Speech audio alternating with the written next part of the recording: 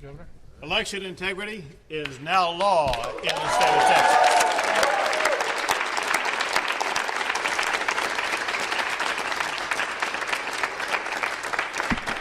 We'll take a few questions. Governor Abbott, why Tyler?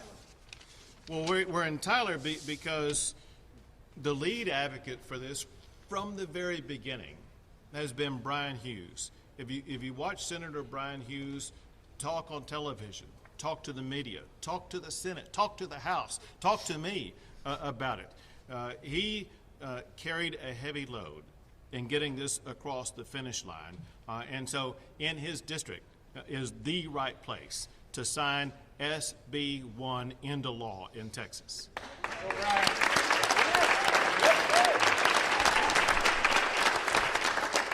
Governor Abbott, parts of the new law are already being challenged in court. Are you worried that parts of this could be overturned? I'd be astonished if a law like this was not challenged in court. We've seen it happen whenever laws like this are passed. The first thing the Democrats do is they run to the courthouse and try to challenge it. I feel extremely confident that when this law makes it through the litigation phase, it will be upheld in a court of law because exactly what we've said. It does make it easier for people to be able to go vote. No one who is eligible to vote will be denied the opportunity to vote. It does, however, make it harder for cheaters to cast an illegal ballot. Those are the kinds of principles that the courts will uphold.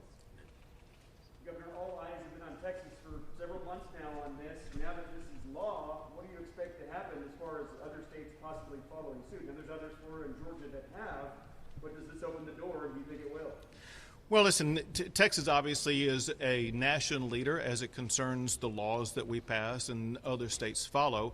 And if other states are looking for a paradigm of what is a good approach to make sure that everybody who wants to vote is going to have the opportunity to do so, this is that type of bill. Not all states provide 12 days of early voting with the additional hours of early voting. Not all states provide that people will get time off from work to be able to go cast a vote. Not all states provide that people who show up in line during the voting hours, as long as they show up before the polls close, even if it's a 1 or 2 hour long line, they will be able to cast their vote. Texas does make it so easy to vote that this is a good paradigm for other states to follow. Two more questions. Governor, regarding the heartbeat bill, why force a rape or incest victim to carry a pregnancy to term? It doesn't require that at all because obviously it provides at least 6 weeks for a person to be able to get an abortion. And so for one, it doesn't provide that. That said, however, let's make something very clear.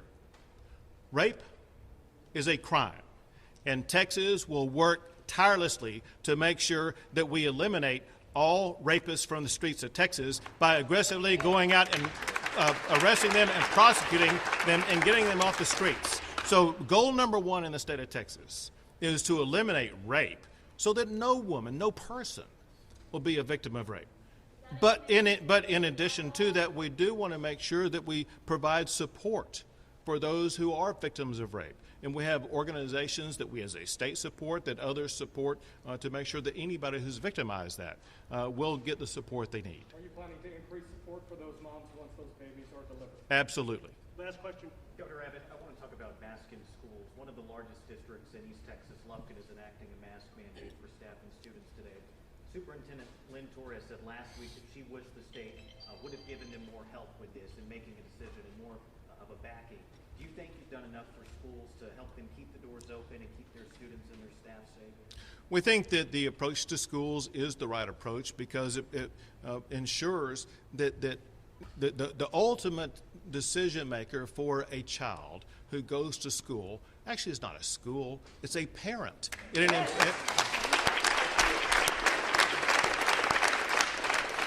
What the state standard does, it prioritizes who must be prioritized, and that is a parent. Every parent has the right to decide whether or not their child will or will not wear a mask, and a parent knows far better than an educator or some other government bureaucrat whether or not a mask is right for a child.